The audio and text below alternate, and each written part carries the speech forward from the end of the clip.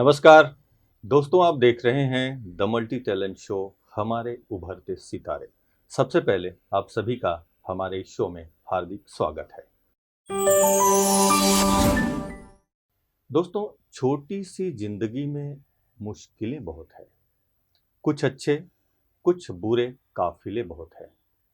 हालात को देख के कभी घबराना मत, संसार में समस्याएं बहुत है, उसे देखकर कभी उलझना मत, क्योंकि ये वो राह है, आध्यात्मिक राह, जहां पर समाधान ही समाधान है। आइए, आज मैं आपके बीच में एक ऐसी बच्ची को, एक ऐसी बालिका को पेश कर रहा हूं, जिनके जीवन में आध्यात्मिक ऊर्जा का संकलन है, विचारों में वो ऊंचाई है। आइए, पेश करता हूं आपके बीच जिनका नाम ही है अनन्या। अनन्या अर्थात जिनके दिल में ईश्वर प्रेम बसता है, इसीलिए वो अनन्य है, विशेष है। तो अनन्या, आपका हमारे स्टूडियो में बहुत बहुत स्वागत है। शांति। कैसे लग रहा है अनन्या यहाँ के आपको? बहुत अच्छा लग रहा है कि इस ईश्वरीय परिवार में एक मौका दिया गया कि अपने विचारों को दूसरों के सामने व्यक्त कर सकूं। Very good. अनन्या, सबसे पहले तो हम जानना चाहेंगे आपके परिचय के बारे में कि आप कहाँ से हैं, क्या पढ़ाई की और कहाँ पढ़ाई की, और आपकी जो हैबी क्या है, रुचि क्या है, इसके बारे मेरा नाम अनन्या है, जैसे कि आपने में। सुना। और मैं निरसा धनबाद से आई हूँ। हम्म, और मैं वैसे तो मैं 4th क्लास से बोर्डिंग में हूँ, क्योंकि मेरे हम्म, दोनों पेरेंट्स डॉक्टर्स हैं, तो वो हम्म, काफ़ी बिजी थे। तो उनका ये मानना था कि एक बच्चे को एक इंडिपेंडेंट लाइफ देने के लिए हॉस्टल में रहना हम्म, बहुत ज़रूरी होता है। हम्म। तो उन्होंने मुझे 4th में ही हॉस्टल में डाल दिया था। अच्छा फिर अच्छा। 4th। फोर्थ क्लास में जब थी, हाँ। तो निरसा से आप कौन से हॉस्टल में, कहाँ है? मैं राजघाट बनारस में। अच्छा, बनारस में, हाँ ठीक। जी। राजघाट बेसिक स्कूल कृष्णमूर्ति जी का हम्म, है। हम्म, तो वहाँ बनारस में मैं पढ़ती थी, 3 साल मैंने वहाँ पढ़ाई की। हम्म, फिर उसके बाद मेरी जो एल्डर सिस्टर है, हम्म, जो बीके आयुषना, अभी वो बीके है। हम्म, तो वो भी मेरे साथ ही राजघाट में ही पढ़ती थी। हम्म, तो 10th के बाद उसकी इच्छा हुई कि मुझे कहीं और पढ़ाई करनी है, उसको वहाँ बनारस में उसका मन नहीं लग रहा था। हम्म, तो फिर तब तक हम लोग इस ज्ञान में आ गए थे, मतलब इस ज्ञान से जुड़े थे। ज्ञान मतलब ब्रह्म कुमारी इसके ज्ञान हाँ, में आ गया। ब्रह्म अच्छा। कुमारी से ज्ञान से जुड़ गए थे। हम्म, तो फिर मम्मी ने मतलब ढूंढा कि हम्म, कहाँ अच्छा बोर्डिंग स्कूल हो, कहीं अच्छी हम्म, पढ़ाई हो सके। तो हम्म। ज्ञानामृत में लेख निकला था शक्ति अच्छा निकेतन के बारे में। अच्छा अच्छा। तो लेख निकला था, तो फिर मम्मी हम्म, गई, मतलब हम लोग हम्म, जनवरी में जब गए तो वहाँ पे शक्ति निकेतन की कन्याओं का प्रोग्राम भी था। अच्छा। तो मम्मी वहाँ गई, उनसे बात की कि आप लोग का हम्म, रहन सहन कैसा है, कैसे हम्म, पढ़ाई होती है, क्या होता है। हम्म, और फिर उसके बाद उसको वहाँ डाला, हम्म, आयुष्ना दी को वहाँ हम्म, पढ़ने के लिए। हम्म, फिर अगले साल मेरा भी वहाँ पे एडमिशन हुआ। हम्म, तो मैं 7th क्लास से, अभी मेरा ग्रेजुएशन कंप्लीट हुआ है, तो मैंने हम्म, 7th से लेके ग्रेजुएशन तक हम्म। वहीं पढ़ाई की है अपनी। अच्छा, अभी अभी आपने ग्रेजुएशन पूरा हाँ, किया? अभी अभी मैंने ग्रेजुएशन क्या पूरा किया किया आपने? है। मैंने बीकॉम किया है, बीकॉम प्लेन। अच्छा। इंदौर हॉस्टल में? हाँ, इंदौर हॉस्टल अच्छा से रह अच्छा। के बीकॉम प्लेन किया है। और बचपन से मेरी हम्म, हॉबीज़ है कि मुझे बुक्स पढ़ना बहुत पसंद है। हम्म, और मुझे मतलब हम्म, म्यूज़िक का भी बहुत शौक है, गाना हम्म, हो या हम्म, सुनना हो, का हम्म, भी शौक भी रहा है। और हम्म, अभी धीरे धीरे जैसे बड़ी हो रही हूँ, तो हम्म, थोड़ा घर सजाना, हम्म, घर संवारना, इन सब का भी हम्म, थोड़ा सा शौक है अभी मुझे। हम्म। तो ये सब तो मेरी। वैसे भी इंदौर हॉस्टल तो एक ऐसी जगह है कि जहाँ पर आध्यात्मिक रूप से भी और सभी तरह का ट्रेनिंग वहाँ अच्छी तरह से मिलती है। हाँ। आपका क्या अनुभव रहा है इस बीच में? पूरे कितने साल रहे इंदौर हॉस्टल में? मैं कम से कम 10 साल। 10 साल। हाँ जी। इन 10 सालों में आपने विशेष अगर कुछ अनुभव के तौर पर कहें तो आप जहाँ से आपको इंस्पिरेशन मिली, प्रेरणा मिली, ऐसी क्या कोई खास बात जो आपको लगता है कि ये और कहीं शायद सीखने को नहीं मिलता जो इंदौर हॉस्टल में मिली? अ, वैसे तो अभी तो काफ़ी लोग इंदौर हॉस्टल से हम्म, परिचित हो चुके हैं कि वहाँ हम्म, पे हम्म, मतलब खुद काम सब खुद हम्म, करने पड़ते हम्म, हैं, एक इंडिपेंडेंट लाइफस्टाइल हमें हम्म, मिलती है वहाँ पे। हम्म, तो जैसे कि मैं जब गई तो मेरी हम्म, बहुत सारी आदतें थी, जैसे हम्म, गुस्सा करना, सामान हम्म, फैला के रखना, और हम्म। जैसे बच्चे होते हैं छोटे हाँ, बच्चे, बराबर, उसी हाँ। टाइप की थी मेरी भी आदत। हम्म, तो मैं जब गई तो धीरे धीरे चेंज, हम्म, मतलब हम्म, क्योंकि अब एकदम से बच्चे होते हैं तो हाँ, वो टाइम तो लगता है टाइम चेंज होने लगता है में। समझने में, हाँ। तो धीरे धीरे ये सब चेंजेस हम्म, मैंने खुद में एक्सपीरियंस किया कि कैसे हम्म, आपको पता भी नहीं चल, जब आप उस हम्म, माहौल में रहेंगे, जब आप उस वातावरण में रहेंगे, तो वहाँ पे एक इतना अच्छा माहौल होता है कि धीरे-धीरे आपके संस्कार कैसे परिवर्तन हो जाते हैं, ये आप खुद भी नहीं समझ पाते। सही बात।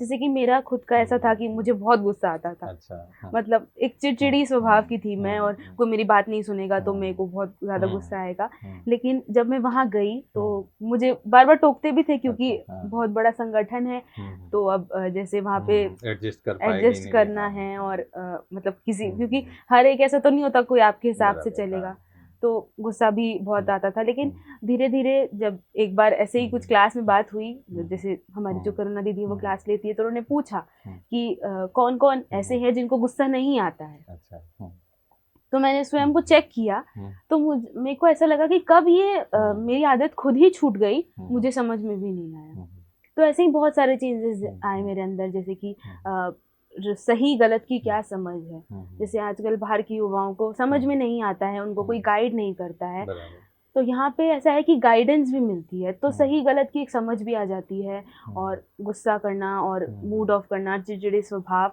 ये सब खुद ही एक हम्म, छूट जाता है, और भी जिसकी भी जो भी संस्कार है वो तो वाह, डिपेंड बहुत बढ़िया। करती और है। वैसे भी तो हमने देखा है कि इंडोर हॉस्टल में कला के क्षेत्र में भी बहुत अच्छी ट्रेनिंग मिलती है, और भी साफ सफाई की बात हो, चाहे रहन सहन हो, दिनचर्या हो, और बहुत एक्यूरेट है ना वहाँ हाँ, का।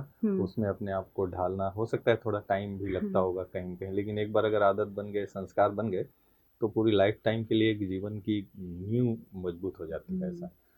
तो अनन्या बहन, हम जानना चाहेंगे कि जैसे कि आपने कहा कि संगीत में भी आपकी रुचि है, कुछ गीत कुछ गीत सुनाएंगे? हाँ, बिल्कुल। तो कौन से गीत सुनाएंगे? देशभक्ति का गीत है। देशभक्ति, जरूर। कौन से गीत है वो? भारत ये रहना चाहिए। भारतीय रहना चाहिए, चलिए सुनाए।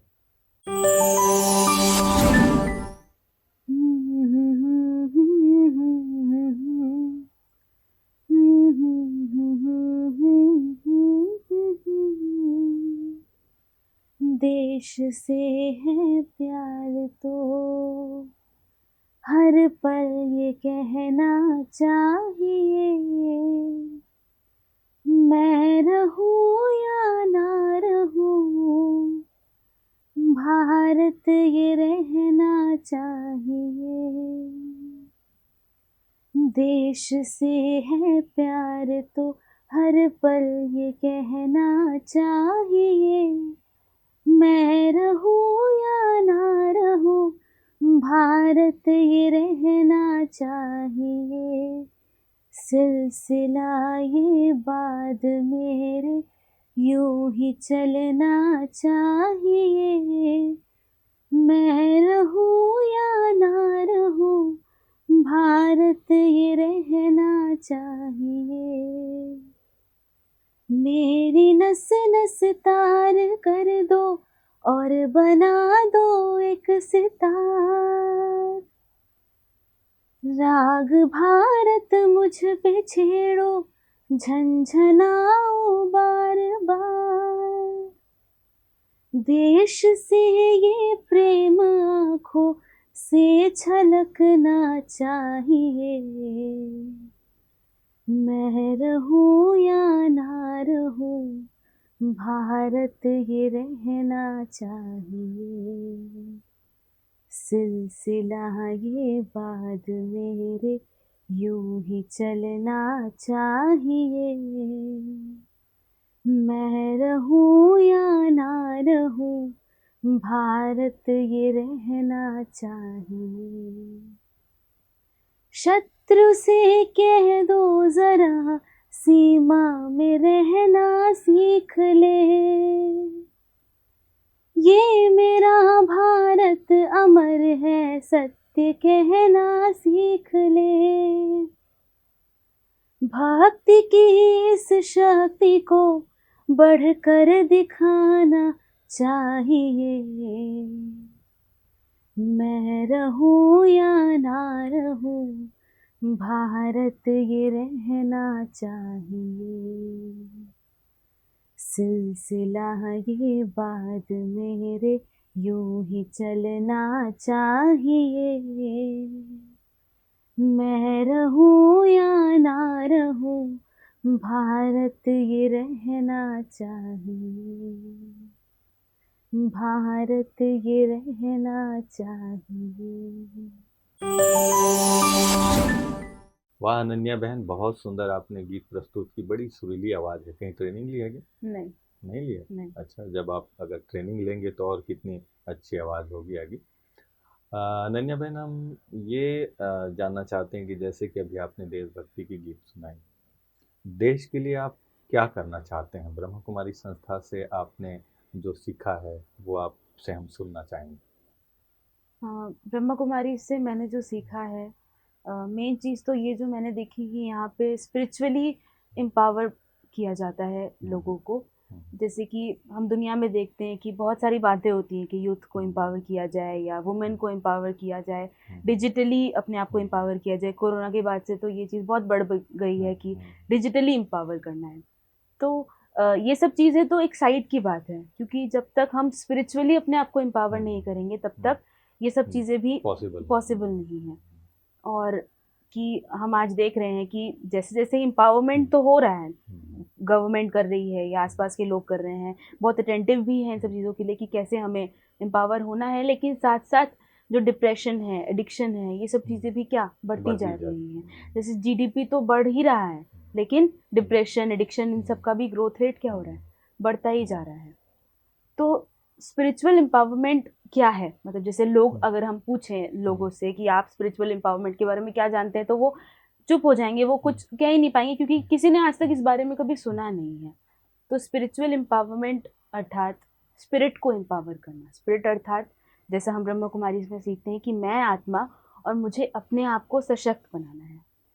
और जैसे हम जानते हैं कि आत्मा की 3 शक्तियाँ हैं, मन, बुद्धि, संस्कार।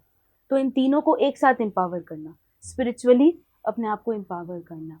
मेडिटेशन जो ब्रह्मा कुमारी जो सिखाती है ना, हुँ। फिजिकली मेडिटेशन, योगा, पता नहीं कई प्रकार के नामों से हुँ। लोग जानते हैं, लेकिन रियल में जो मेडिटेशन है, जो यहाँ जो सिखाते हैं ना, आत्मा का परमात्मा के साथ मिलन, मिलन, हाँ जी। तो वो एक ऐसा योग जिसको राजयोग कहते हैं, और हाँ जी। राजयोग के द्वारा ही मन का, आत्मा को सशक्तिकरण किया जाता है। तो आप क्या समझते हैं, जैसे कि आप स्टूडेंट लाइफ में हैं, स्टूडेंट के लिए मेडिटेशन का क्या बेनिफिट है? कुछ आपने जो अनुभव किया वो बताएंगे?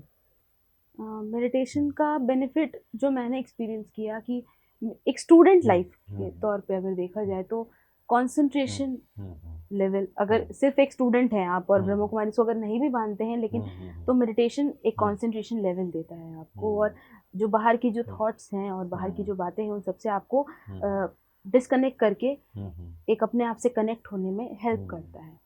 ये मेडिटेशन का एक बहुत बड़ा बेनिफिट है, और जो मैं अभ्यास करती हूँ उसमें मैं अपने आप को एम्पावर करने की भी कोशिश करती हूँ।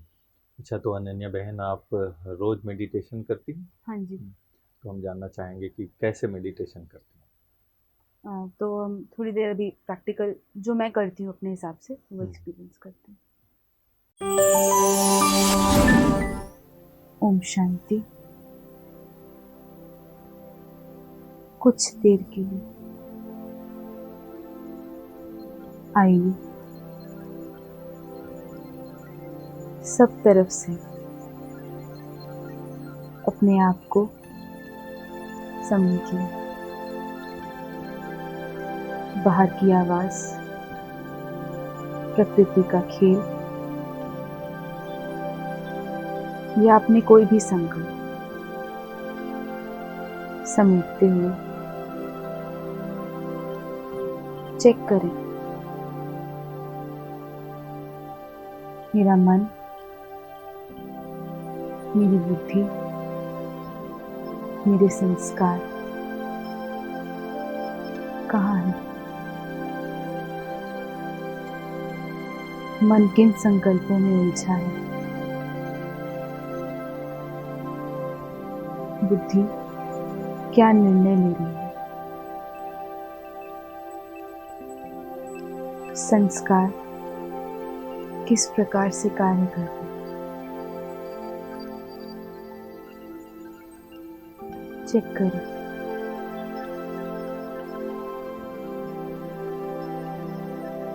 चेक करते हुए आइए अपनी आत्मा के साथ उड़ चले अपने प्यारे परमपिता परमात्मा के पास। सर्व शक्तियों का भंडार, सर्व संबंधों का स्रोत, शांति का सागर, मेरा पिता परमपिता परमात्मा जी।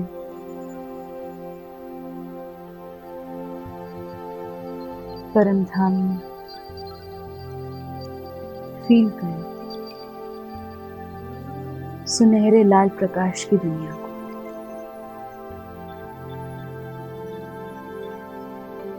परमपिता परमात्मा के साथ बैठें, अनुभव करें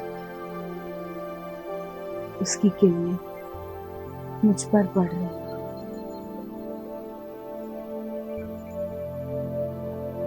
सर्व शक्तियां, सर्व गुण,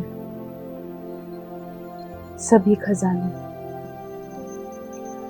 वो प्यारा पिता मुझ पर लुटा रहा है।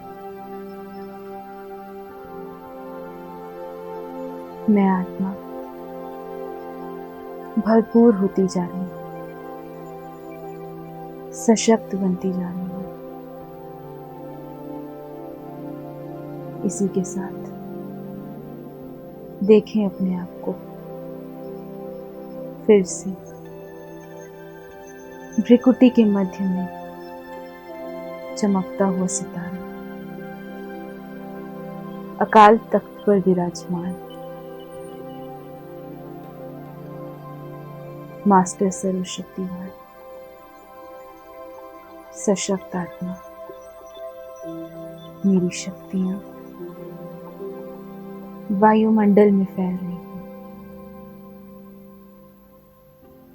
आसपास की आत्माएं भी मेरी तरह ही सशक्त बनती जा रही हैं। ओम शांति शांति शांति। वाह, बहुत सुंदर मेडिटेशन, एक रूहानी यात्रा जिसे कहते हैं आप। बहुत तो ऐसे आप डेली प्रैक्टिस करती हैं, कब करती हैं? वैसे तो ये तो एक तरीका हो गया, लेकिन ऐसे बहुत सारे तरीके हैं। जैसे कभी सर्व संबंधों से अनुभव करना है, या कभी मुझे सर्व गुणों का अनुभव करना है, तो ये अलग अलग तरीके हैं जो हम मेडिटेशन में यूज़ कर सकते हैं। ये मेडिटेशन की एक बहुत अच्छी क्वालिटी है कि वो हमें वैरायटी देता है, वैरायटी और एक अलग अलग अनुभव भी। हाँ, क्योंकि आत्मा के लिए कहते हैं ना 7 गुण है ना, 7 गुण का अलग अलग तरीके से भी अनुभव। और वैसे भी मेडिकल फील्ड में भी, एक साइंस में भी एक रिसर्च हुआ है जिसमें कहते हैं ना, जब हम मेडिटेशन करते हैं तो हमारे जो थॉट प्रोसेस है जो बहुत फास्ट चलता है या ज़्यादा संकल्प चलता है, तो मेडिटेशन जब करते हैं तो बहुत स्लो और कम संकल्प चलने की वजह से एनर्जी लेवल जो है आत्मा का हाई हो जाता है। बहुत अच्छा नैना बहन, आप बहुत अच्छी स्पिरिचुअल एनर्जी से आप भरी हुई हैं। थॉट्स के अलग अलग चमत्कारिक परिणाम होते हैं ना। अभी ब्रह्मा कुमारी के बारे में अगर आपसे पूछा जाए कि कोई ऐसी बात, कोई ऐसी घटना आपके लाइफ में कहीं भी किसी भी समय ऐसा कोई बात याद आ रहा हो, ऐसा कोई शेयर करना चाहेंगे जिससे आपको बहुत बेनिफिट हुआ हो, या फिर जो भी अनुभव आपका हुआ? सबसे 2 चीज़ें जो मुझे बहुत अच्छी लगती हैं जब मैं ब्रह्मा कुमारी से ज्ञान में आई। वैसे तो मैं बहुत छोटी थी, लेकिन जैसे जैसे मेरा मैच्योर होती गई, वैसे वैसे जो मुझे 2 बातें जो मुझे बहुत काम आई जो शुरुआत में, पहला तो ये था कि यहाँ पे ये सिखाया जाता है कि अपने थॉट्स को कैसे कंट्रोल करना है। ये बात मैंने पहली बार यहाँ पे आके सुनी थी कि हम अपने थॉट्स से अपनी लाइफ को भी चेंज कर सकते हैं। जैसे बाबा भी कहते हैं, संकल्प से सिद्धि। और थॉट्स क्या चीज़ हैं? थॉट्स एक सीरीज़ हैं जो हमारी लाइफ को बनाता है। जैसे आप हैप्पी हैं, तो हैप्पी मतलब क्या? कि आप पॉजिटिव थॉट्स हैं, आपके मन में बहुत अच्छे थॉट्स आ रहे हैं, तो ये एक अच्छे विचारों की जो एक धारा है वो हैप्पीनेस कहलाती है। और दुख या डिप्रेशन क्या है? जो नेगेटिव थॉट्स हैं या जो बुरे थॉट्स हैं, उनकी धारा डिप्रेशन कहलाती है, ये दुख कहलाता है। तो सब कुछ हमारे आसपास जो कुछ भी हो रहा है वो सब क्या है, थॉट प्रोसेस ही है।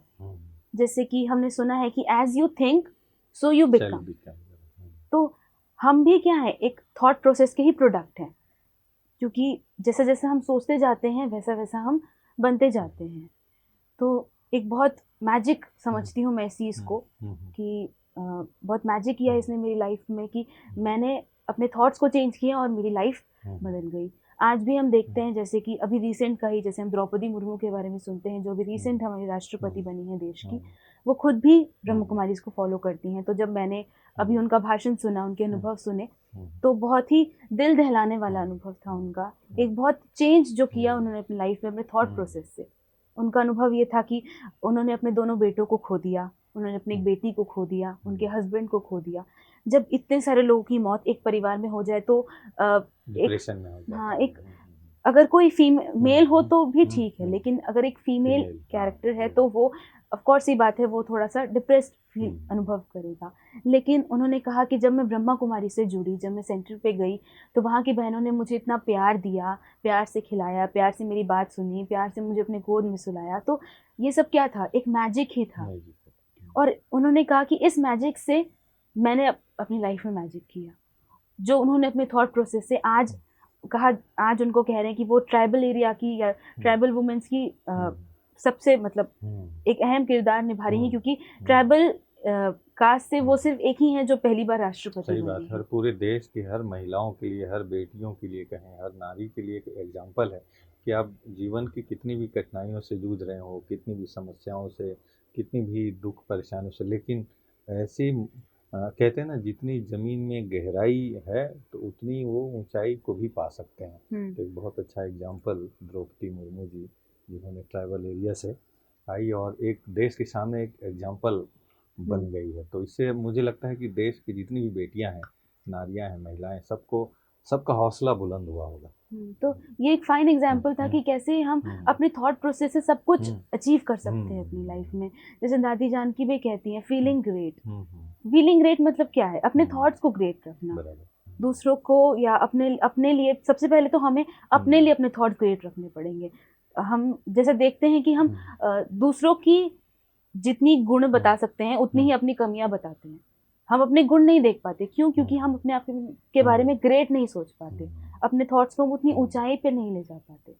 तो जो थॉट्स का भी एक मैजिक है अपनी लाइफ में। और दूसरी चीज जो मैंने देखी कि यहाँ पे बहुत प्रैक्टिकल लाइफ है।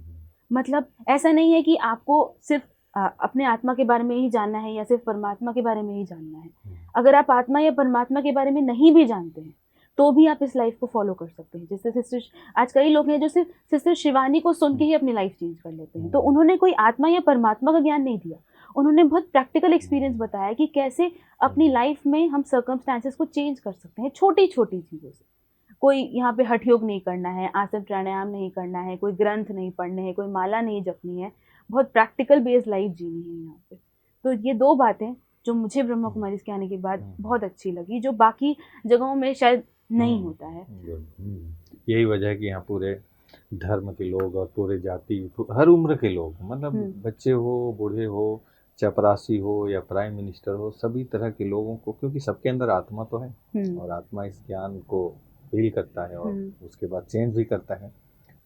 तो अनन्या बहन, आप बहुत अच्छा गाती हैं ना, मैंने तो सुना, पर मेरा मन कर रहा है एक गीत और। आप ब्रह्मा कुमारी संस्था से जुड़े हुए हैं, तो ब्रह्मा कुमारी में भी बहुत सारे गीत हैं, एक आध गीत सुनाएंगे ब्रह्मा कुमारी से? हाँ जी बिल्कुल। कौन सा गीत सुनाएंगे? मधुर रागिनी। मधुर रागिनी, चलिए सुनते हैं। मधुर रागिनी सा तेरा प्यार बाबा, शीतल चांदनी सा तेरा प्यार बाबा, मधुर रागिनी सा तेरा प्यार बाबा, शीतल चांदनी सा तेरा प्यार बाबा, निर्मल सी गंगा उज्ज्वल सी यमुना, निर्मल सी गंगा उज्ज्वल सी यमुना, परम पावनी सा तेरा प्यार बाबा मधुर रागिनी सा, तेरा प्यार बाबा शीतल चांदनी सा, तेरा प्यार बाबा। तेरी आभा है सौरभ बिखेरे हुए, तुमको देखा तो बाबा हम तेरे हुए। तेरी आभा है सौरभ बिखेरे हुए, तुमको देखा तो बाबा हम तेरे हुए। खुशियाँ मिली हैं, खुशियाँ मिली हैं बेशुमार बाबा मधुर रागिनी सा, तेरा प्यार बाबा मधुर रागिनी सा, तेरा प्यार बाबा शीतल चांदनी सा, तेरा प्यार बाबा। जिंदगी सोने जैसी खरी हो गई, कैसी हम पे ये जादूगरी हो गई। जिंदगी सोने जैसी खरी हो गई, कैसी हम पे ये जादूगरी हो गई। जीवन में आई, जीवन में आई अब बहार बाबा मधुर रागिनी सा, तेरा प्यार बाबा मधुर रागिनी सा, तेरा प्यार बाबा शीतल चांदनी सा, तेरा प्यार बाबा। वाह, बहुत सुंदर गीत। मधुर रागनी सा तेरा प्यार बाबा, बहुत सुंदर गीत प्रस्तुत किया आपने अनन्या बहन। अभी हम चाह रहे हैं कि समय को देखते हुए जाते जाते आपको काफ़ी लोग टीवी में देख रहे हैं, तो उनको संदेश के तौर पे आप क्या कहना चाहेंगे?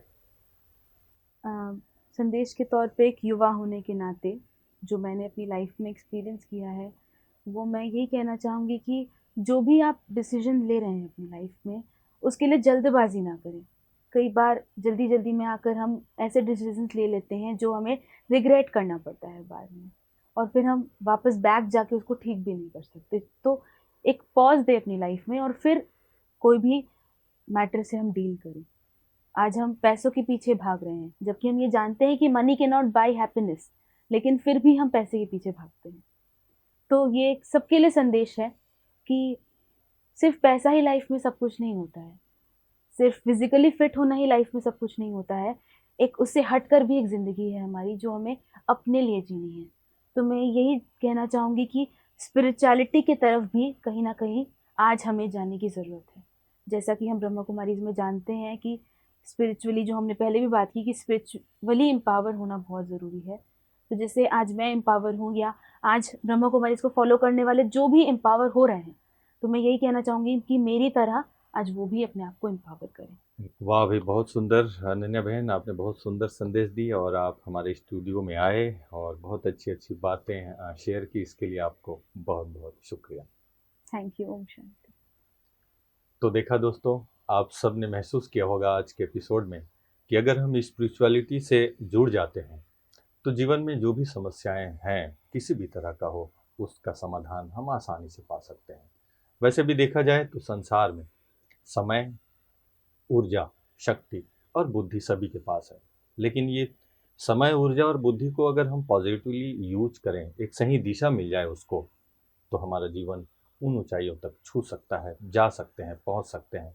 आप सभी के लिए मेरी ये शुभकामना है कि आप अपने समय का सदुपयोग करें, जो शक्ति, जो ऊर्जा आपके पास है उसको सही दिशा दें, और जो बुद्धि आपके पास है जिसमें परमात्मा के ज्ञान के आधार पर आप अपने जीवन को एक अच्छी दिशा दें। इन्हीं शुभकामनाओं के साथ फिर मिलते हैं कार्यक्रम की अगली कड़ी में एक नई प्रतिभा के साथ। तब तक के लिए दीजिए मुझे इजाजत। नमस्कार। ओम शांति।